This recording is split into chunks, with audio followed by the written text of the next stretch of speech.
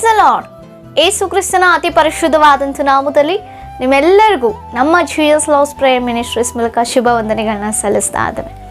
ದೇವರು ನಮ್ಮನ್ನು ಅತಿ ಹೆಚ್ಚಾಗಿ ಪ್ರೀತಿಸಿ ದಿನವನ್ನು ಒದಗಿಸಿ ಕೊಡ್ತಾ ಇದ್ದಾರೆ. ನೂತನ ವರ್ಷದಲ್ಲಿ ಮತ್ತೊಂದು ನೂತನ ಆಶೀರ್ವಾದಕರವಾದ ದಿನವನ್ನು ಕಾಣಲಿಕ್ಕೆ ದೇವರು ನಮ್ಮ ಮೇಲೆ ಕೃಪೆಯನ್ನು ಒದಗಿಸಿಕೊಟ್ಟಿದ್ದಕ್ಕಾಗಿ ದೇವಾದಿ ದೇವರಿಗೆ ಮಹಿಮೆಯನ್ನು ಸಲ್ಲಿಸ್ತಾ ಇದ್ದಾನೆ. ಹಲ್ಲೆಲೂಯಾ. ಹಾಗಿದ್ರೆ ದೇವರು ಈ ದಿನ ನಮ್ಮೆಲ್ಲರಿಗಾಗಿ ಏರ್ಪಡಿಸಿದಂಥ ವಾಗ್ದಾನ ವಾಕ್ಯವನ್ನು ನಾವು ಧ್ಯಾನಿಸೋಣ.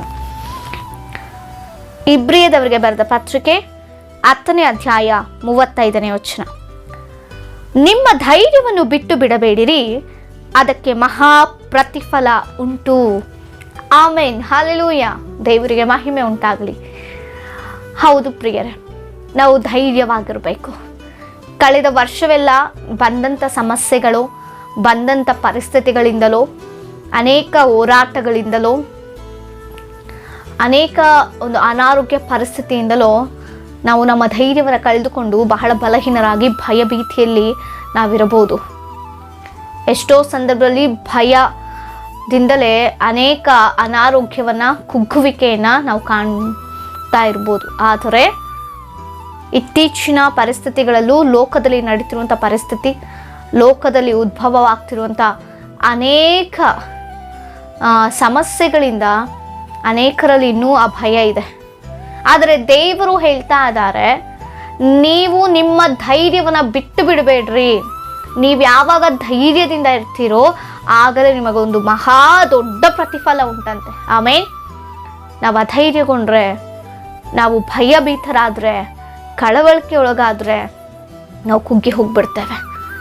ಮಾನಸಿಕವಾಗಿ, ದೈಹಿಕವಾಗಿ ಕುಗ್ಗಿ ಹೋಗ್ಬಿಡ್ತೇವೆ. ಪ್ರಿಯರೇ, ಮನುಷ್ಯರನ್ನ ಭಯ ಏನು ಬೇಕಾದರೂ ಮಾಡುತ್ತೆ, ಎಂಥ ಹೀನ ಸ್ಥಿತಿಗಾದರೂ ತೆಗೆದುಕೊಂಡು ಹೋಗುತ್ತೆ.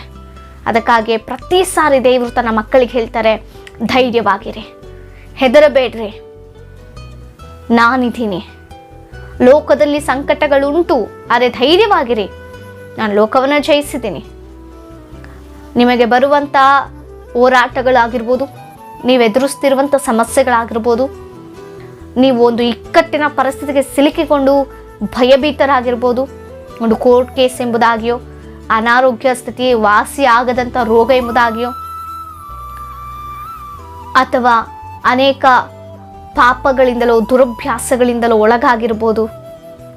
ಕುಟುಂಬದಲ್ಲಿ ಆ ಮಕ್ಕಳನ್ನು ನೋಡುವಾಗ ಭಯ ಆಗ್ತಿರ್ಬೋದು ತಂದೆ ತಾಯಿಗಳಿಗೆ, ಅಥವಾ ಯೌವನಸ್ಥರಿಗೆ ಉದ್ಯೋಗ ಸಿಕ್ಕಿಲ್ಲ ಅನ್ನುವಂಥ ಭಯನೋ, ತಮ್ಮ ಭವಿಷ್ಯತ್ ಏನಾಗುತ್ತೋ ಅನ್ನುವಂಥ ಕಳವಳ ಭಯದಲ್ಲಿಯೋ, ನನ್ನ ಜೀವನ ಹೀಗಾಗೋಯ್ತು ಅಂತ ಸ್ಥಿತಿಯಲ್ಲಿ ನೀವಿರೋದಾದರೆ, ಅದೇ ಆಲೋಚನೆ ಮಾಡ್ತಾ ಇದ್ರೆ, ಆ 23 ಕಳೆದ ವರ್ಷ ನಿಮ್ಮ ಪರಿಸ್ಥಿತಿಗಳೆಲ್ಲವೂ ಹಾಗೇ ಇದ್ದು ಮತ್ತೆ ಮುಂದಿನ ವರ್ಷ ಇನ್ನೂ ಏನಾಗುತ್ತೋ ಅನ್ನುವಂಥ ಭಯದಲ್ಲಿದ್ದೀರಾ?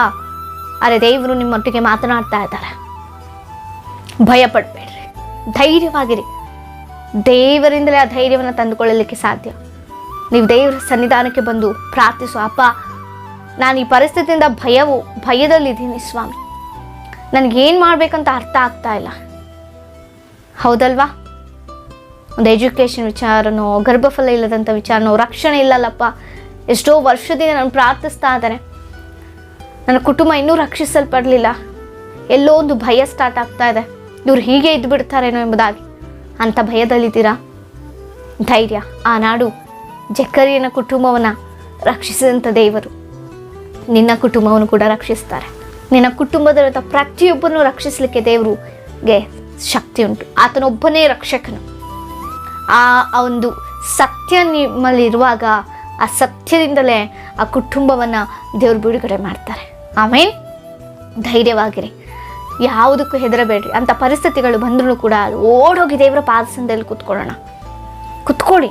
ಅಪ್ಪ, ಈ ಒಂದು ಸಮಸ್ಯೆ ನನ್ನಲ್ಲಿ ಭಯ ಹುಟ್ಟಿಸ್ತಾ ಇದೆ, ಈ ಒಂದು ಪರಿಸ್ಥಿತಿ ನನ್ನಲ್ಲಿ ಭಯ ಹುಟ್ಟಿಸ್ತಾ ಇದೆ, ಈ ಅನಾರೋಗ್ಯ ನನ್ನಲ್ಲಿ ಭಯ ಹುಟ್ಟಿಸ್ತಾ ಇದೆ, ನಾನು ಭಯ ಪಡಬಾರ್ದು.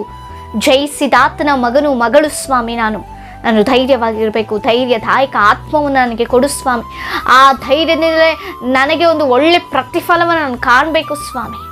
ಆಮೇಲೆ ನೀವು ಆ ರೀತಿ ಧೈರ್ಯವಾಗಿರೋದಾದರೆ, ವಾಕ್ಯಗಳನ್ನ ಉಚ್ಚರಿಸ್ತಾ, ವಾಕ್ಯಗಳನ್ನ ಹೇಳ್ತಾ, ಅದರ ಪ್ರಕಾರ ಪ್ರಾರ್ಥನೆ ಮಾಡೋದಾದರೆ, ಖಂಡಿತವಾಗಿಯೂ ನಿಮ್ಮಲ್ಲಿರುವಂಥ ಆ ಧೈರ್ಯವನ್ನು ತೊಲಗಿಸಿ ಮೊದಲು ಧೈರ್ಯವನ್ನು ಕೊಡ್ತಾರೆ.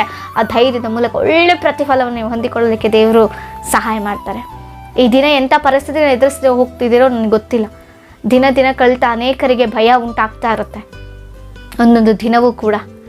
ಆದರೆ ಭಯಪಡಬೇಡ್ರಿ, ಧೈರ್ಯವಾಗಿರಿ. ಆಮೇಲೆ ಧೈರ್ಯವಾಗಿರಿ. ಧೈರ್ಯದಾಯಕ ಆತ್ಮನು ನಮ್ಮೊಳಗಿದ್ದಾನೆ. ಹಲ್ಲೆಲೂಯಾ.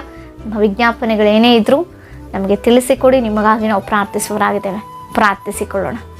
ಪರಿಶುದ್ಧನು ಉನ್ನತನಾದಂಥ ದೇವರೇ, ಹೌದು ಸ್ವಾಮಿ, ಎಲ್ಲೂ ಕೂಡ ಅಧೈರ್ಯಕ್ಕೆ ಒಳಗಾಗದಂತೆ ಅಪ್ಪ, ಖಿನ್ನತೆಗೆ ಒಳಗಾಗದಂತೆ, ಬಿದ್ದು ಹೋಗದಂತೆ ಸಹಾಯ ಮಾಡು. ನಿನ್ನ ಮಕ್ಕಳು ಯಾವ್ಯಾವ ಸ್ಥಿತಿಯಲ್ಲಿ ಇನ್ನೂ ಭಯಭೀತದಲ್ಲಿದ್ದಾರೋ ಅಪ್ಪ, ಎಲ್ಲ ಭಯದಿಂದ ಯೇಸುವಿನ ನಾಮದಲ್ಲಿ ತೊಲಗಿಸಿ ಧೈರ್ಯದಾಯಕ ಆತ್ಮವನ್ನು ಒದಗಿಸಿಕೊಡೋದ್ರಿಂದ ಬರಬೇಕಾದ ಫಲವನ್ನು ನಿನ್ನ ಮಕ್ಕಳು ನಾವೆಲ್ಲರೂ ಹೊಂದಿಕೊಳ್ಳುವಂತೆ, ಈ ವಾಗ್ದಾನಕ್ಕೆ ನಾವೆಲ್ಲರೂ ಆಶೀರ್ವದಿಸಲ್ಪಡುವಂತೆ ಕೃಪೆ ಮಾಡಿಕೊಡು. ಯೇಸುವಿನ ನಾಮದಲ್ಲಿ ಬೇಡಿ ಹೊಂದಿದ್ದೇವೆ, ಜೀವವುಳ್ಳ ಪರಲೋಕದ ಪರಮ ತಂದೆಗೆ. ಆಮೇನ್. Praise the lord.